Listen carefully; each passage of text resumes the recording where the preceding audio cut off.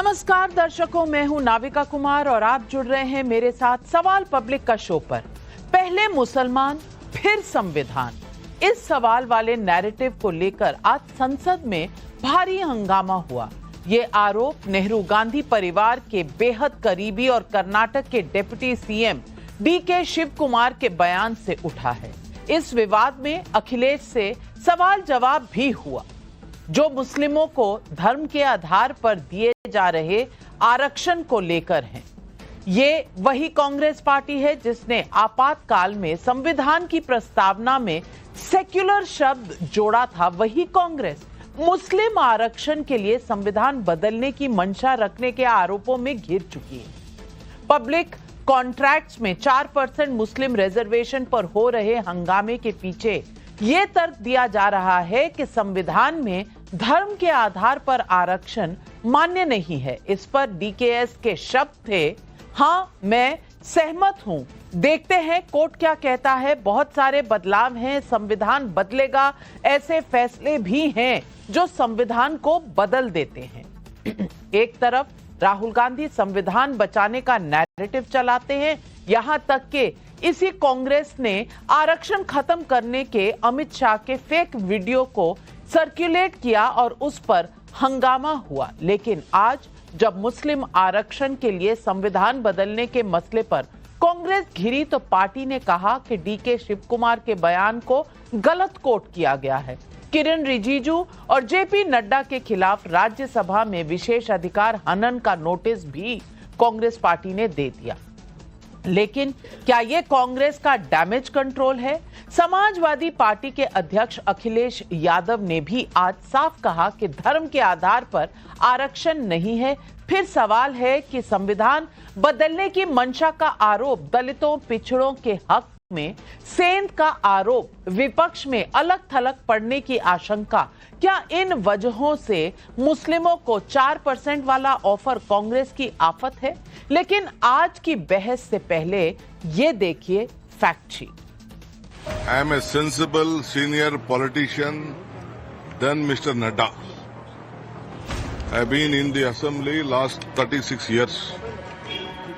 I have a basic common sense. I have not said that there will be any. I have said casually there will be so many changes after various judgments. I have not said that we are going to change the constitution or not that. Whatever they are quoting is wrong. I will definitely have to take it legally. It is my bound duty, but the matter is in the parliament. मुसलमानों को आरक्षण देने के लिए कांग्रेस की संविधान बदलने की मंशा का तूफान उठा तो डीके शिव कुमार की ये सफाई आई। संसद में बीजेपी के हंगामे के बाद समूची कांग्रेस को ये साबित करना पड़ रहा है कि संविधान बदलना उनके एजेंडे में नहीं। They are going to change the constitution of India to provide reservation in contract work to a Muslim community. Now, this statement has come from a person who is holding a constitutional position. It is extremely serious. It is a matter which we cannot tolerate. और ये लोग बड़े संविधान के रक्षक बनते हैं और ये लोग संविधान की रक्षा करने की बात सारे देश को बताते हैं, ढोल पीटते हैं, वो संविधान की धज्जियां उड़ाते हैं। ये इसके लिए हम लोग देश का संविधान जो डॉक्टर बाबा साहब अम्बेडकर ने बनाया वो कोई बना नहीं सकता। रिजर्वेशन भी कोई खत्म नहीं कर सकता और उसकी रक्षा के लिए हम कन्याकुमारी से कश्मीर तक हमने पूरा भारत जोड़ा यात्रा की। ये भारत तोड़ो करने वाले बड़े बड़े नेताओं ने कहा है कॉन्स्टिट्यूशन को रद्द करने जा रहे हैं। बिना इस किताब के राज चले। संविधान बचाओ का नारा राहुल गांधी का है, लेकिन जिस संविधान में आरक्षण का आधार सामाजिक पिछड़ापन है, वहाँ कॉन्ट्रैक्ट्स में 4% मुस्लिम कोटा का फैसला इस आधार को कमजोर करता है। पीडीए की बात करने वाले अखिलेश यादव भी ये समझ रहे हैं। आरक्षण मिले जो पिछड़े हैं, दलित हैं और साथ में जो समाज में बहुत पीछे छूट गए हैं, उनको आरक्षण मिलना चाहिए। आप भी जानते हो कि धर्म के आधार पर आरक्षण नहीं है। वैसे ये पहली बार नहीं, मुस्लिम अपीजमेंट पर कांग्रेस इस तरह से घिरी हो। जामिया और एएमयू से SC/ST आरक्षण खत्म करने से लेकर संसाधनों पर मुसलमानों के पहले हक की हिमायत कांग्रेस की दुखती रग है। और तो और राहुल गांधी तो आरक्षण खत्म करने के बयान पर भी विवादों में आए थे। We will think of scrapping reservations when India is a fair place. And India is not a fair place.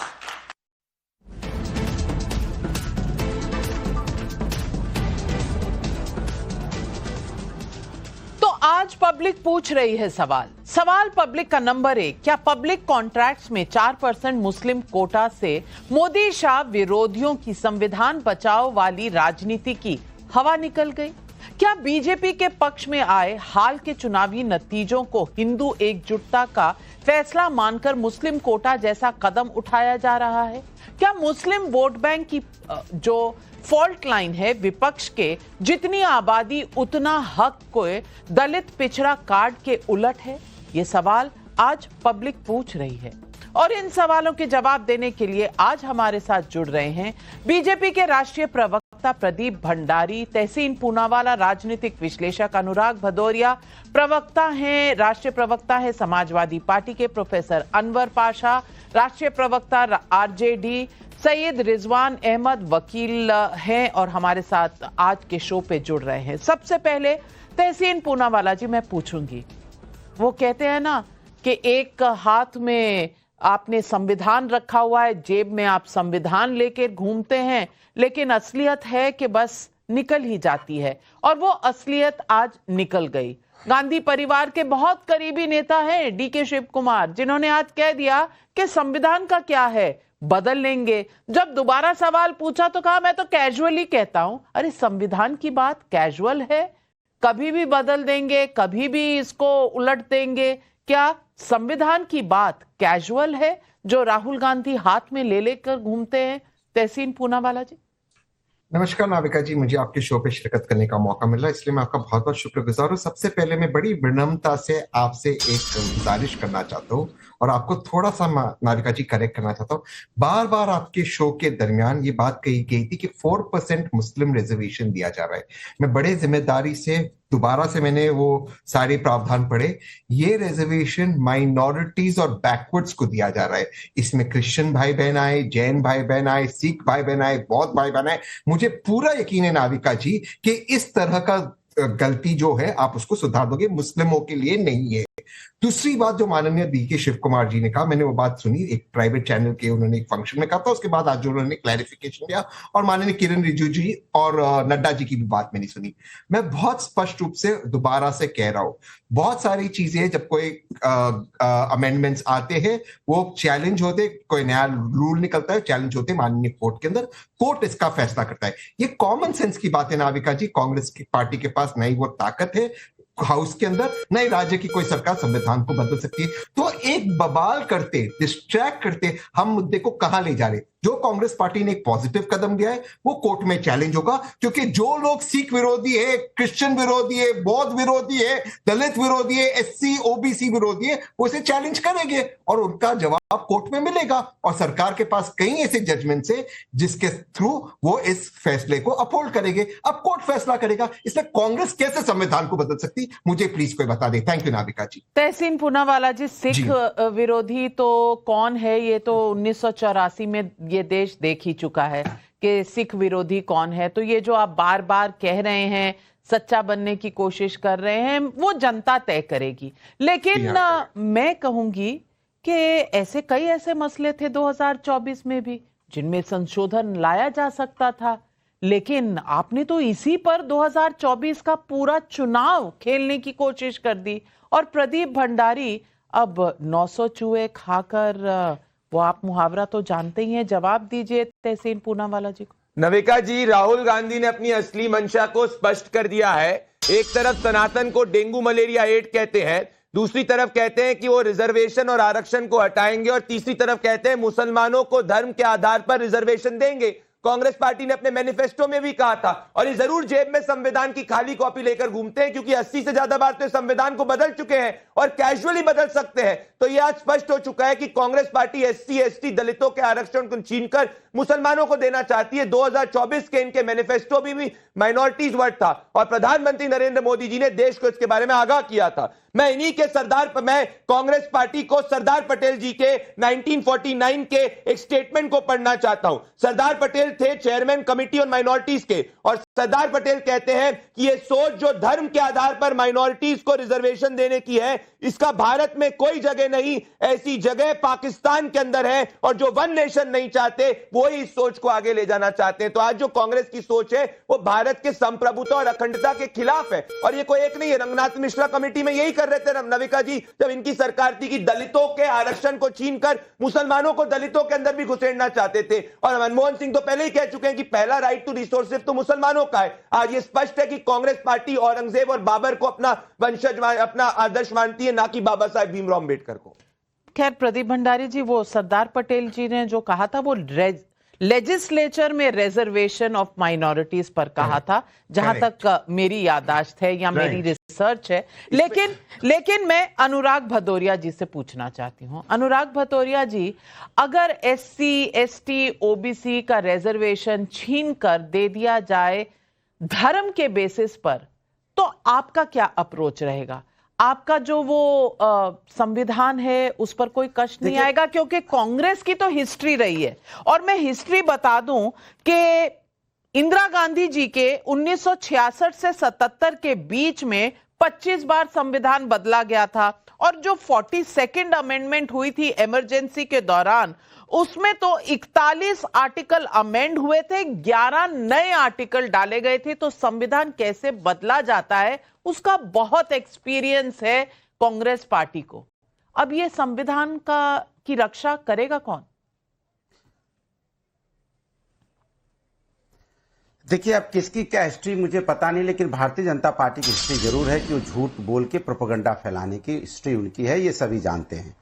Sardar Patel साहब ने किस पे बैन लगाया था मुझे बताने की जरूरत नहीं है, शायद वो समझ गए होंगे। दूसरी बात, हम हमेशा पीडीए की बात करते हैं, और पीडीए में भाई हमारा आर्टिकल 15 क्लॉज 4 में पीडीए की बात पिछड़ा, दलित, अल्पसंख्यक, जो भी समाज के अंदर में सामाजिक और शैक्षिक रूप से कमजोर है, अनुसूचित जाति के हैं या जनजाति के हैं, और जो कम पीछे छूट गए हैं, उनको रिजर्वेशन मिलना चाहिए। इसकी वकालत तो हम हमेशा करते हैं, पीडीए की बात हमेशा करते हैं, लेकिन संविधान परिवर्तन की बात नहीं हो सकती। इंडिया गठबंधन ने ही तो संविधान परिवर्तन नहीं होने देंगे, इसी के नारे के साथ तो हम भारतीय जनता पार्टी को रोके हैं। भारतीय जनता पार्टी तो आरक्षण विरोधी है। भारतीय जनता पार्टी ने तो लेटर भर्ती करके यहाँ पे भर्तियां शुरू कर दी थी। वो तो हम लोग खड़े हो गए तब जाके इनकी समझ में आया। अब ये खोजते रहते कहीं कुछ मिल जाए जिससे वो थोड़ा सा अपना माहौल बनाए। अरे जिन्होंने बोला उन्होंने वो भी कह रहे हैं, हमने नहीं बोला। इनके राष्ट्रीय अध्यक्ष कह रहे हैं कांग्रेस के, हमने सुना पार्लियामेंट के अंदर में कि संविधान कोई नहीं बदल सकता, बाबा साहब का संविधान कोई नहीं बदल सकता। हम भी कह रहे हैं कोई नहीं बदल सकता, सभी कह रहे हैं कोई नहीं बदल सकता, लेकिन भारतीय जनता पार्टी कह रहे नहीं, बोल दिया बदल दिया, बदल दिया बदल दिया बदल दिया।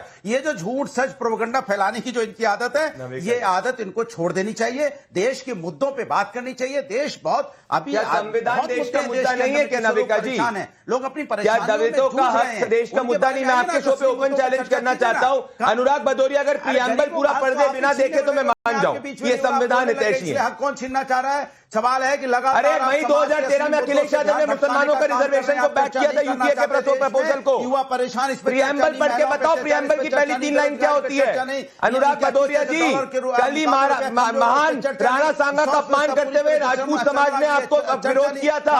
राजपूत होते हुए महाराणा राणा सांगा के साथ नहीं खड़े हो सकते। संविधान की कॉपी ले रहे हो, ये ना संविधान। पढ़ के बताओ क्या है प्रियम्बल के पहले 3 अक्षर बिना देखे। अरे प्रियम्बल पढ़ के बताओ ना, संविधान नहीं जानते। We the people of India solemnly resolve to give us this constitution, क्या लिखा है उसमें? नविका जी, ये लोग को प्रियम्बल ही नहीं पता है, क्या बात करेंगे? तो इलीगल रास्ते से अमेरिका क्यों जाते? अरे भैया, अमेरिका की बात बाद में करेंगे, प्रियम्बल पढ़ के बताओ अगर है तो। हथकड़ियों से हम देश में उनको वापस नहीं भेजा। अरे दलितों दलितों का हक छीन रहे हो आप। ये रहा कांग्रेस पार्टी का मैनिफेस्टो, ये रहा कांग्रेस पार्टी का मैनिफेस्टो 2024 का, जिसमें क्लियरली लिखा है कि माइनॉरिटीज के लिए स्पेशली अलग करना चाहते हैं, धर्म में रिजर्वेशन करोगे। अपने देश के युवाओं के बारे में बात करो। अरे युवा दलित युवा भी है, ओबीसी युवा भी है अनुराग भाई। पसंद आता है आपको? पसंद दलितों का रिजर्वेशन क्यों छीनना चाहते हो? अनुराग जी एक लंबी सांस लीजिए, एक लंबी सांस लीजिए और अनुराग जी मुझे बता दीजिए आर्टिकल 15(4) में लिखा क्या हुआ है? आप मुझे बता दीजिए, उसमें माइनॉरिटीज का लफ्ज कहां पर लिखा हुआ है, मुझे बता दीजिए अगर आप मुझे उसमें माइनॉरिटीज का शब्द दिखा देंगे, क्योंकि आपने कहा अल्पसंख्यक, 15(4) में अल्पसंख्यक लिखा हुआ है। ये आपने कहा, अगर चाहे तो मैं दोबारा सुनवा दूंगी। आपने 15(4) में अल्पसंख्यक कहा, शब्द निकल गया होगा तो आपने निकल गया। अरे दिल की बात जुबान पर आ ही जाती है, दिल की बात जुबान पर आई, निकल गया, निकल गया। वो तो निकल ही जाता है, वो तो निकल ही जाता है। जिनको संविधान इतना प्यारा है कि ले लेकर घूमते हैं, उनके मुंह से संविधान में जो लिखा हुआ है वो गलत से निकल जाता है। और संविधान में 15(4) में लिखा है कि nothing in this article or in clause 2 of article 29 shall prevent the state from making any special provision. और ये स्पेशल प्रोविजन किसके लिए है? Advancement of socially and educationally backward classes of citizens और scheduled caste and scheduled tribe। अल्पसंख्यक नहीं है, backward और एजुकेशनली या सोशली है। तो आप ये जो अल्पसंख्यक कह रहे थे ये गलत है। इसीलिए मैं कहती हूं सिर्फ संविधान उठाकर जेब में नहीं घूमना चाहिए, उसे पढ़ना चाहिए, उसको समझना भी चाहिए। अनुराग भदौरिया जी, लेकिन अनवर पाशा, प्रोफेसर अनवर पाशा जी, मैं आपसे पूछ रही हूं, क्या दलितों का, पिछड़ों का हक छीनकर जो लोग सेक्युलर शब्द लेकर आए थे संविधान में, वही अब सेक्युलर का मायने भूल गए हैं? और ये जो कह रहे हैं कि बीजेपी शगुफा छोड़ रही है, ऐसे कह रही है वैसे, पिछले साल चुनाव में यही तो आपने किया था, पूरी इंडिया अलायंस ने किया था, तब ठीक था, अब गलत हो गया। प्रोफेसर अनवर पाशा, इतने मतलब दो मुंह और कई बात नहीं कहनी चाहिए ना, एक तरफ रहिए। नाविका जी, आपने प्रदीप भंडारी जी को काफी समय दिया बोलने के लिए भी, और बाद में इंटरप्शन के लिए भी आपने समय दिया। तो मैं ये उम्मीद करता हूं कि आप मुझे जो भी समय देंगी वो उसमें इंटरप्शन नहीं होगा। बिल्कुल नहीं। मैं सबसे पहले तो ये कहना चाहता हूं कि संविधान के बारे में जो कहा जा रहा है कि संविधान में ये लिखा हुआ है कि मुसलमानों को रिजर्वेशन नहीं दिया जा सकता, या धर्म के आधार पर रिजर्वेशन नहीं दिया जा सकता, ये गलत है। संविधान में कहीं भी नहीं लिखा हुआ है कि मुसलमानों को या धर्म के आधार पर रिजर्वेशन नहीं देना चाहिए। संविधान में यह जरूर लिखा हुआ है कि किसी के साथ भी कोई डिस्क्रिमिनेशन नहीं होना चाहिए, चाहे वो धर्म के आधार पर हो, जाति के आधार पर हो, रंग के आधार पर हो, नस्ल के आधार पर हो, या भाषा के आधार पर हो, सबको इक्वली ट्रीट किया जाना चाहिए, ये लिखा हुआ है। ये सारा मसला खड़ा हुआ 1950 के ऑर्डर से, प्रेसिडेंशियल ऑर्डर से। प्रेसिडेंशियल ऑर्डर जो है 1950 में अगस्त में जो जारी हुआ, जो हमारे आदरणीय श्री राजेंद्र प्रसाद जी थे उस समय, उसके कंस्टिट्यूएंट असेंबली के जो चेयरमैन थे, प्रेसिडेंट थे, उन्होंने ये ऑर्डर जारी किया। इस ऑर्डर में शेड्यूल कास्ट को की जातियों को इनलिस्ट करना था, वो उन्होंने किया, वो आइडेंटिफाई किया और इनलिस्ट किया, और उसमें एक क्लॉज उन्होंने ये डाला। वो क्लॉज ये था कि ये जो सुविधा है रिजर्वेशन की, ये सिर्फ हिंदू धर्म के लोगों को मिलेगी। ये सुविधा जो हिंदू धर्म में बने रहेंगे, जो शेड्यूल कास्ट के लोग, उन्हीं को मिलेगी। जो क्रिश्चियन हैं, जो मुस्लिम हैं, जो सिख हैं, जो बुद्धिस्ट हैं, उनको नहीं मिलेगी। ये लिखा हुआ है। आप इसको मुझे चैलेंज कर सकती हैं, मैं इसके लिए पूरी तरह से तैयार हूं कि ये चैलेंज नहीं किया जा सकता। इसमें इसको आगे चल करके 1956 में एक अमेंडमेंट किया गया और सिखों को उसमें शामिल किया गया। फिर उसमें 1990 में एक अमेंडमेंट किया गया और उसमें बुद्धिस्टों को शामिल किया गया। तो ये अमेंडमेंट्स किए गए थे आर्टिकल 341 में, और वो चैलेंज किया जा चुका है। आर्टिकल 341 सुप्रीम कोर्ट के सामने है, आज भी वो सुप्रीम कोर्ट के विचाराधीन है कि उससे मुसलमानों और क्रिश्चियंस को क्यों बाहर रखा गया है। ये डिस्क्रिमिनेशन है मुसलमानों और क्रिश्चियंस, दलितों के साथ। और जहां तक दलितों के हक के लेने का सवाल है, दलितों का हक जो है अपनी जगह बना हुआ है। रंगनाथ कमीशन और जस्टिस सच्चर कमीशन ने कहा था कि मुसलमान आज दलितों से ज्यादा पिछड़े हुए हैं, इसलिए इनके लिए भी रिजर्वेशन का प्रावधान होना चाहिए। ये इन दोनों कमेटियों प्रोफेसर साहब आप अब 2 मिनट बोल चुके। अब मुझे इतना तो बोलने की इजाजत होनी चाहिए अपने शो पर कि हमारे संविधान में सिर्फ इतना लिखा हुआ है कि सामाजिक बैकवर्डनेस, उसके हिसाब से आपको कहीं भी आरक्षण मिल सकता है, किसी धर्म के हिसाब से नहीं मिल सकता। चाहे आप हिंदू हो, सिख हो, बौद्ध हो, ईसाई हो, मुसलमान हो, सामाजिक बैकवर्डनेस ये कहा गया है और बाकी शेड्यूल का शेड्यूल ट्राइब। तो कम से कम आप ये मत लाइए कि इसमें भी कोई समझने में कहीं गलती हो। लेकिन हमारे साथ एडवोकेट रिजवान भाई बैठे हैं। रिजवान भाई, मैं पूछना चाहती हूं कि कुछ बैकवर्ड कास्ट अब मुसलमानों में है। हालांकि मुसलमान धर्म कहा जाता था कि हिंदुओं से अलग इसलिए है क्योंकि वहां कास्ट सिस्टम नहीं है। अब वहां कास्ट सिस्टम चाहिए, फिर मुस्लिम रिजर्वेशन चाहिए। ये संविधान की धज्जियां नहीं उड़ रही क्या? जी हाँ, शुक्रिया। जय हिंद, वंदे मातरम। बिल्कुल सही पकड़ा आपने। पाशा साहब प्रोफेसर हैं, पर उनके फंडामेंटल संविधान को कैसे पढ़ा जाता है या क्या चीज क्यों लिखी गई या कॉन्स्टिट्यूएंट असेंबली में क्या आर्गुमेंट्स हुए, शायद वो पढ़ नहीं पाए होंगे या भूल गए होंगे। बेसिक फंडामेंटल था caste system and untouchability in the religions, जिस वजह से इस्लाम को, क्रिश्चियनिटी को, इनको उससे अलग रखा गया। अगर आपको मान लीजिए मुसलमानों में रिजर्वेशन चाहिए तो पहले तेरा मेरा रिश्ता क्या, ला इलाहा इल्लल्लाह भूलिए और ये मानिए कि आप में कास्टिज्म प्रेवलेंट है, आप में इस्लाम के अंदर होते हुए अनटचेबिलिटी है, और आप ये भी मानिए कि उस कास्ट सिस्टम और अनटचेबिलिटी के चलते मुसलमानों के एक वर्ग को दूसरे मुसलमानों ने या इस समाज ने अपनी यहां उचित स्थान नहीं दिया।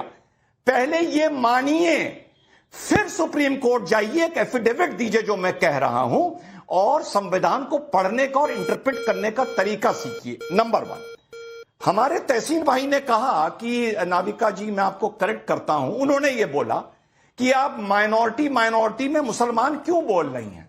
अभी बता देता हूं कि नाविका जी, माइनॉरिटी में सिर्फ मुसलमान क्यों बोल रही हैं। जब माइनॉरिटी अफेयर्स मिनिस्ट्री बनी तो पूरे देश में आंतुले साहब मिले, जब आंतुले साहब गए तो पूरे देश में सलमान खुर्शीद साहब मिले, जब वो गए तो फिर रहमान खान साहब मिले। तो अगर इतना माइनॉरिटी प्रेम था और माइनॉरिटी में सब आते हैं, बीजेपी ने तो नॉर्मल किया, पहले नजमा जी को बनाया, उसके बाद नकवी जी को बनाया, फिर स्मृति ईरानी आ गई, फिर रिजिजू आ गए। ये एक जो ट्रेंड है ये बड़ा नॉर्मल है, माइनॉरिटी शब्द को जस्टिफाई करता है। लेकिन यार पूरे हिंदुस्तान में आंतुले मिले, फिर सलमान को मिले, फिर रहमान खान मिले, तो भैया वहां पर भी कोई सरदार या बुद्धिस्ट या क्रिश्चियन तहसीन भाई ढूंढ लिया होता तो फिर आज माइनॉरिटी का मतलब सिर्फ मुसलमान ना होता।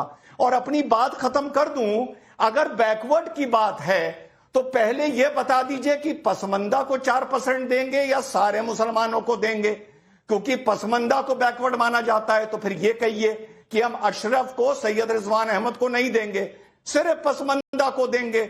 और जो आपने रंगनाथन कमेटी प्रोफेसर साहब और आपने सच्चर कमेटी की बात करी, तो तब तो मोदी थे नहीं, तब तो योगी थे नहीं, तब तो 2014 से पहले यह रिपोर्ट आ गई थी।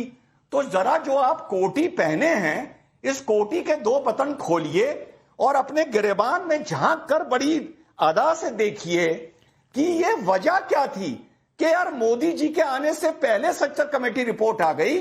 जिस कौम ने 400 साल जाबाजी और रंगबाजी करी, वो इस हालात में पहुंची कैसे? जरा इस पर प्रोफेसर अनवर पाशा, पहले आप जवाब दीजिए, फिर तहसीन आपके पास आ रही हूं। अनवर पाशा जी, प्रोफेसर अनवर पाशा।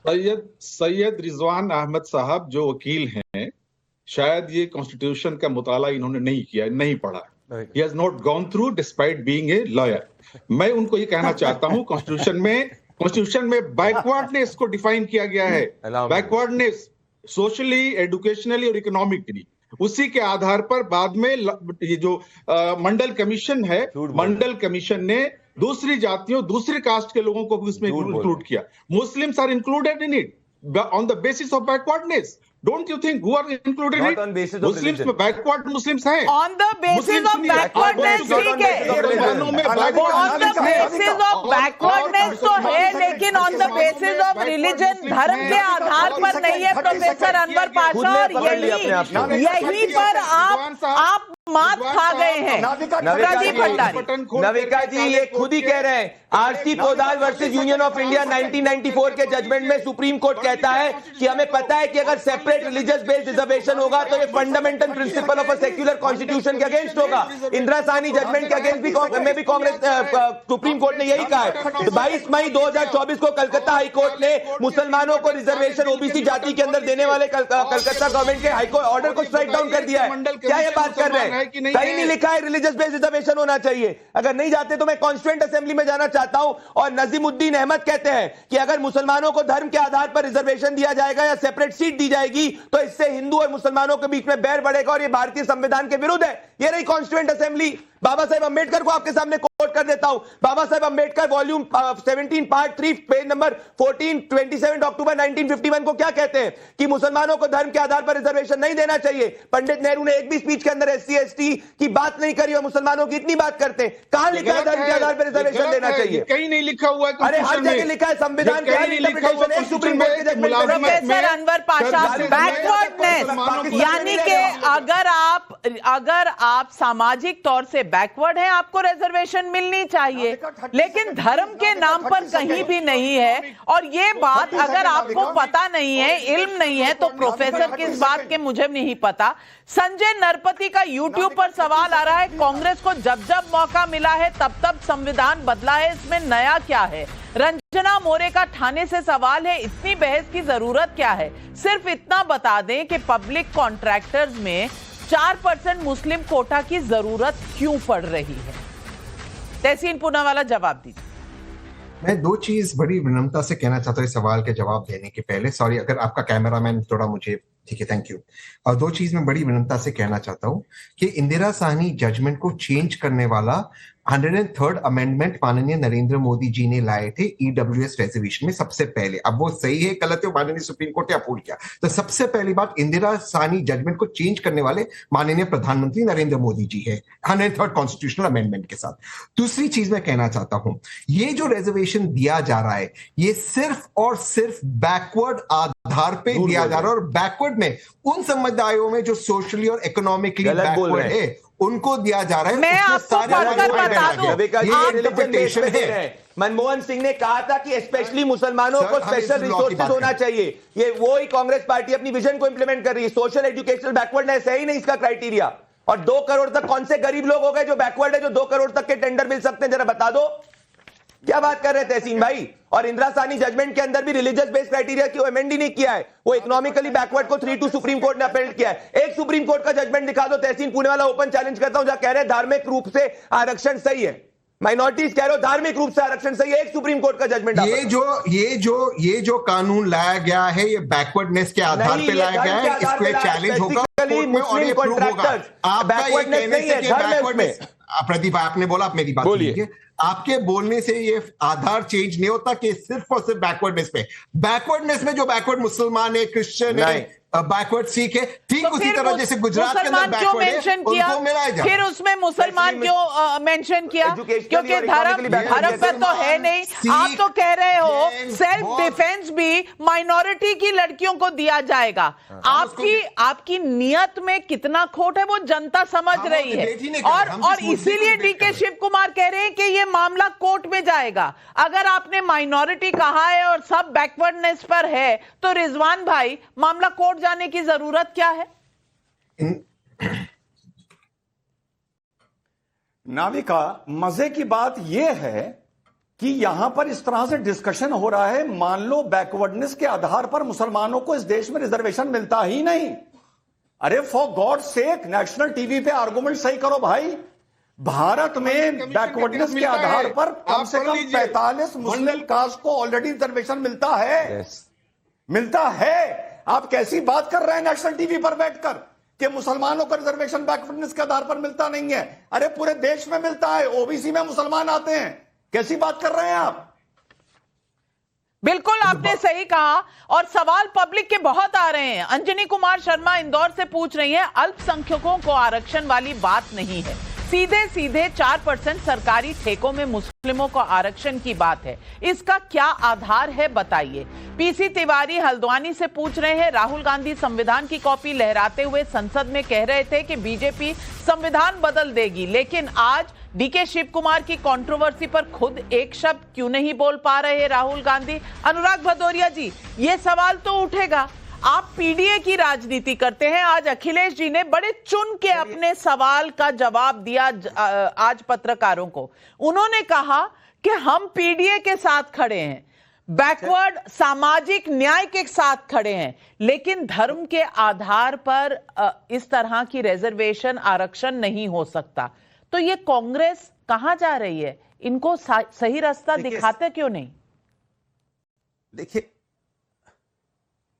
चलिए अच्छी बात है नाविका जी, और आप लोग कम से कम ये तो कह रहे हैं कि इंडिया गठबंधन हमेशा से संविधान बचाओ की बात करती है। कम से कम आप कहते रहे कि हम संविधान बचाओ की बात करते थी, तो वो भी नहीं करते भारतीय जनता पार्टी। करती थी, करते हैं, करती थी नहीं है, बदल रहा है आपके नीचे। आप थी लगाना चाहते हैं, आप थी लगाना चाहते हैं। पहले गठबंधन तो बचाओ भाई, करते कौन सा गठबंधन? करते हैं, गठबंधन ही नहीं है आपका। और हम वो लोग हैं जो संविधान को अंतिम सांस तक बचाएंगे। हाँ, संविधान का प्रियम्बल नहीं पढ़ सकते और संविधान को बचाने की बात कर रहे हो। अरे भाई ये क्या नाविका जी, ये तो ठीक नहीं है। अब मैं तो किसी के बीच में नहीं बोला, मैं उठ जाऊंगा। सही बात है प्रदीप जी, आप उन्हें बोलने दें। और मैं सिर्फ इतना पूछना चाह रही हूँ, कहीं वर्चस्व की, माइनॉरिटीज में वर्चस्व की लड़ाई में कहीं कांग्रेस आपसे मैदान मारना तो नहीं चाहती? अनुराग भदौरिया जी, देखिए वो आपके अंदर बीजेपी की आत्मा, इसीलिए आप लड़ाना चाहती हैं। ये शब्द बोल मेरे अंदर आत्मा तो है, आपकी आत्मा कहाँ है? जगाइए, गठबंधन लड़ जाए। मेरे अंदर आत्मा तो है। डालो, राजनीति करो। अब बोलने दीजिए, आप बोलने नहीं देते, कैसे बात चलेगा? ऐसे कैसे होगा? बोलने दीजिए ना। फूट डालो, राजनीति करो वाला सिस्टम जो अपना रखा वो होगा नहीं। इस देश के अंदर में संविधान को हम लोग बचाएंगे, जिम्मेदारी से बचाएंगे। चाहे इंडिया गठबंधन पूरी तरह से कह रहा है कि धर्म के नाम पे आरक्षण नहीं होगा, लेकिन भारतीय जनता पार्टी से पूछा जाए कि आंध्रा में जब यहाँ टीडीपी 4% मुस्लिम रिजर्वेशन कर रही है, तो इनकी आवाज क्यों नहीं निकलती? इसलिए नहीं निकलती कि इनकी सरकार चली जाएगी। कमाल की बात करते। अब वो आदमी ने जो बोला उन्होंने अपने शब्द वापस ले लिए, लेकिन जेडीयू के जो विधायक है खालिद अनवर ने बोला कि औरंगजेब महान था, तो बीजेपी की आवाज नहीं निकलती है। मतलब बीजेपी की हालत यह होगी कि इनके सहयोगी गठबंधन जिनके सहयोग से सरकार चल रही है, वहां कुछ भी हो, वहां मुस्लिम का रिजर्वेशन दे दें, औरंगजेब को महान बोल दें, उसमें बीजेपी कुछ नहीं बोलती है। ये कैसी दोहरी नीति बीजेपी? प्रदीप भंडारी जवाब दीजिए। हम लोग क्लियर साफ शब्दों में कह रहे हैं। मैं इनसे कहना चाहता हूं, अरे आप क्या बात कर रहे हो? अखिलेश यादव ने जाकर औरंगजेब वाले स्टेटमेंट पे अबू आजमी को बैक कर दिया। 3 दिन बाद जाके वो कहते हैं कि अबू आजमी वापस से कहते हैं कि औरंगजेब अच्छा राजा था। क्या महान राणा सांगा को आप अपमानित करते हो? आप तो खुद राजपूत हो, आप पे राजपूत समाज आपके खिलाफ खड़ा हुआ है। महान राणा सांगा का अपमान किया, महान राणा सांगा को गद्दार दिया, और राजपूत होते हुए अनुराग भदौरिया उसके खिलाफ नहीं बोल पाए। क्या बात कर रहे हो आप? राजपूत समाज पे हाँ बिल्कुल, क्योंकि महान राणा सांगा को आप लोगों ने गद्दार बोला। और मैं कहना चाहता हूँ नविका जी, तहसीन पुणेवाला जी झूठ बोल रहे हैं। ये रही बिल की कॉपी, इसमें स्पेसिफिकली लिखा है मुसलमानों के लिए 2 करोड़ तक है, माइनॉरिटीज और मुसलमानों के लिए कोई बैकवर्डनेस क्राइटेरिया नहीं है। हर जगह से आप दिखा दीजिए कहां लिखा है बैकवर्डनेस क्राइटेरिया है। मांगी थी आपके नेता ने। अरे अनुराग भदौरिया, जिस दिन संविधान पढ़ लोगे ना, सब बात करना संविधान की। अखिलेश यादव 2013 में आए थे ना, मुसलमानों के रिजर्वेशन किसे खड़े हैं? अरे कहीं खड़े हो, विपक्ष में खड़े रहना। हम अभी सवाल जनता के और भी आ रहे हैं, एक्स और यूट्यूब पर सवाल आ रहे हैं। राकेश गुलानी का व्हाट्सएप पर सवाल है, हिंदू वोटर धीरे धीरे जातिवाद से बाहर आकर हिंदू बनकर वोट करने निकल रहे हैं। क्या यही वजह है कि एक मुश्त मुस्लिम वोट पाने की कोशिश कांग्रेस पार्टी कर रही है? नरेश चौहान का नीमराना राजस्थान से सवाल है, धार्मिक आधार पर 4% आरक्षण की बात करने वाले और संविधान बचाने वाले क्या संविधान की 4% भी जानकारी रखते हैं? तहसीन पूनावाला जवाब दीजिए, और जवाब इस बात का भी दीजिए कि वो कांग्रेस की सरकार नहीं थी जिसके तहत एएमयू में एससी, ओबीसी, बैकवर्ड सबकी रिजर्वेशन हट गई थी, जामिया मिलिया में हट गई थी। दिल पर हाथ रख के कभी कभी साल में 1-2 बार सच तो बोल दीजिए। नाविका जी, आपके शो का तात्पर्य ये निकल रहा है कि जितने भी हम विपक्ष के लोग हैं, आप सिर्फ झूठ बोलते और सिर्फ सरकारी सच बोलती। कोई बात नहीं, आप बोल दीजिए ना। नहीं, आपका अधिकार है, मैं मानता हूं। मैं 2 चीज कहना चाहता हूं बड़ी विनम्रता से आपके पहले टिप्पणी को, लेकिन मुझे प्रदीप भाई को जवाब देने का मौका देना।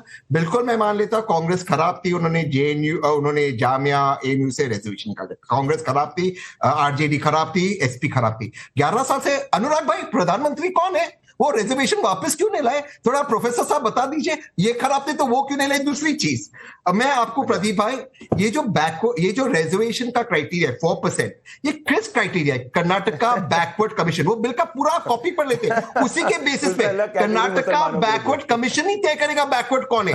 जब बिल का आधार ही कर्नाटका बैकवर्ड कमीशन है, आप उसके अंदर रिलीजन कहां से ला रहे मेरे भाई? क्योंकि बिना धर्म के तो पूनावाला जी, ये सवाल ही इसलिए उठ रहा है कि कर्नाटका में आप माइनॉरिटी रिजर्वेशन ले आए हैं और कॉन्ट्रैक्ट्स में घुसा रहे हैं। अब सवाल का जवाब भी मोदी जी देंगे। ला आप रहे हैं, सवाल का जवाब मोदी जी देंगे। आंध्रा में आप कर चुके हैं, कोर्ट इसे बाहर फेंक चुका है। यूपी में आप करना चाहते थे और सलमान खुर्शीद की मैं आपकी याददाश्त ताजा करने के लिए बाइट निकलवा देती हूं, सुनवा देती हूं कि उनको वहां भी चाहिए था 4.5%, लेकिन बाज नहीं आते, आप सच नहीं बोलते। प्रदीप जी, 2 बातें हैं। क्या ये ऑफिशियली कह रहे हैं कि राहुल गांधी ये कह रहे हैं कि भाई मुसलमानों एएमयू और जामिया के अंदर जो है दलितों को रिजर्वेशन मिलना चाहिए, हम तो बिल लेके आएंगे, जैसे आर्टिकल 370 एब्रोगेट किया, वक्त बिल आने वाला है, क्या कांग्रेस पार्टी समर्थन करेगी? तहसीन पुणेवाला, गारंटी दे रहे हो तो बोलो, गारंटी दे रहे हो? क्लीन बोल्ड हो चुके हैं इसलिए मुस्कुरा रहे हैं। तहसीन पूनावाला जी,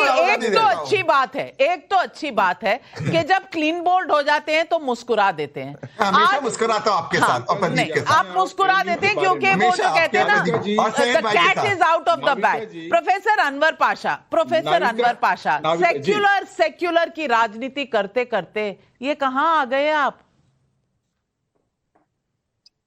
नाविका जी, ये तो झूठ के इंतहा है। ये जो माइनॉरिटी इंस्टीट्यूशन में सिर्फ जामिया मिलिया इस्लामिया और एएमयू में रिजर्वेशन नहीं है, पूरे देश में 13,500-600 इंस्टीट्यूशन है जो माइनॉरिटी कैरेक्टर के इंस्टीट्यूशन है, उनमें किसी में रिजर्वेशन नहीं। ये सिर्फ एएमयू और जामिया की बात नहीं है। सेंट्रल यूनिवर्सिटी और माइनॉरिटी यूनिवर्सिटी का मतलब आप समझते होंगे, नहीं समझते हैं तो रिजवान भाई हाथ खड़ा कर रहे हैं। रिजवान भाई समझा दीजिए। क्रिश्चियन इंस्टीट्यूशंस और सिख इंस्टीट्यूशंस में भी रिजर्वेशंस हैं। इसका एक दूसरा कारण भी है नाविका, पाशा भाई, पाशा साहब, इसी बात को दूसरी तरीके से समझा देता हूं, मजेदार तरीके से। पाशा भाई, ऐसा है कि भाजपा के तरीके से समझाइए ना, हमारे आप लोगों से सवाल पूछा जाता है, राष्ट्रीय मुस्लिम मंच के तरीके से समझा रहे हैं, आप नहीं समझ पा रहे हैं। भारतीय जनता पार्टी की समझ कर समझाइए। नहीं तो राष्ट्रीय मुस्लिम मंच क्या मुस्लिम नहीं होता? नहीं, राष्ट्रीय मुस्लिम मंच मुस्लिम नहीं है। आप तय करेंगे, खून टेस्ट करते हैं सबका कि कौन सच्चा मुस्लिम है कौन नहीं है। नहीं, आप तय करेंगे कि किसके खून में कितना इस्लाम चल रहा है। रिजवान भाई जवाब दीजिए। आप एकदम औकात में आ गए, आप प्रोफेसर एकदम औकात में आ गए, उन सब में है। आप एकदम औकात में आ गए। मुस्लिम मंच क्या बोल रहे हैं आप? क्या? अरे आप मुझे क्यों समझाने चले हैं? आप पहले समझ लीजिए, पहले खुद समझ लीजिए, आप खुद पहले समझिए, समझिए, बात का जवाब दीजिए ना। आप मुझे समझाने चले हैं। अरे जय क्यों कह रहे हैं मुझे समझाने चले हैं? दलित मुसलमानों के भाई हैं ये, आप लोग बोलते हैं तो 2 रिजर्वेशन, कौन मना कर रहा है? 2, या तो भाई ना बोल रहे हैं, भाई बोल रहे, हम उनके पक्षधर हैं रिजर्वेशन के, और हम भाजपा को कभी SC/ST की रिजर्वेशन नहीं देंगे, कभी टच नहीं करने देंगे उनको। SC/ST रिजर्वेशन को टच नहीं करने देंगे। हम मुसलमान खड़े हैं SC/ST भाइयों के साथ, दलित भाइयों के साथ, कौन वो भी हिंदू भाइयों के साथ, OBC के साथ खड़े हैं। पुराना हो गया, कोई नहीं सुन रहा आपकी बात। आप खत्म करना चाहते हैं रिजर्वेशन, आप दलितों का रिजर्वेशन खत्म करना चाहते हैं, आप OBC का रिजर्वेशन खत्म करना चाहते हैं, आप पाशा जी को खत्म करना चाहते हैं। पाशा जी, जो आर्ग्यूमेंट आपको लोग सुना रहे थे, अब वो आप दूसरों को सुना रहे हैं। आप तो पलट गए हैं। और मैं यहाँ पर जो क्विक हमारे पास सर्वे है, X और YouTube पर हमने क्विक सर्वे किया और जनता से पूछा कि धर्म के आधार पर आरक्षण क्या देश के बंटवारे वाली गलती है। सैंपल साइज 25,000 लोगों ने जवाब दिया। हाँ कहते हैं 91% लोग, नहीं कहते हैं 6%, कह नहीं सकते 3%। ये क्विक सर्वे है, सोशल मीडिया सर्वे है, लेकिन लोगों का यही कहना है कि ये गलती शायद बंटवारे वाली गलती है। रिजवान साहब, जनता समझ गई है, ये नेताओं को समझ क्यों नहीं आ रही, खास करके इंडिया अलायंस में? जनता को छोड़िए नाविका जी, ये बात जिस दिन पाशा साहब को समझ में आ जाएगी कि 60 साल तुष्टीकरण के बाद जो रिपोर्ट कार्ड बनी वो सच्चर कमेटी रिपोर्ट बनी, तो जिस तुष्टीकरण से पूरी कौम फेल हो गई, अरे पाशा साहब अगर एक्चुअली में आप प्रोफेसर हैं और पढ़े हैं तो उस तुष्टीकरण से पहले इस कौम को बाहर निकालिए। पार्टी की ये आपका काम है, आपकी जिम्मेदारी है। क्योंकि बड़ी बात कह रहे हैं रिजवान साहब, लेकिन आज इस पूरे डिबेट में मैंने किसी को नहीं सुना कि सेक्युलर शब्द का फिर से इस्तेमाल कर लें। नहीं, जब आरक्षण मुसलमानों के लिए हो तो सेक्युलर शब्द लोग भूल जाते हैं। संविधान को बचाने वाले संविधान को बदलने की कोशिश करते हैं, कैजुअली बदल दें और कहते हैं संविधान को बदलना कौन सी बड़ी बात है।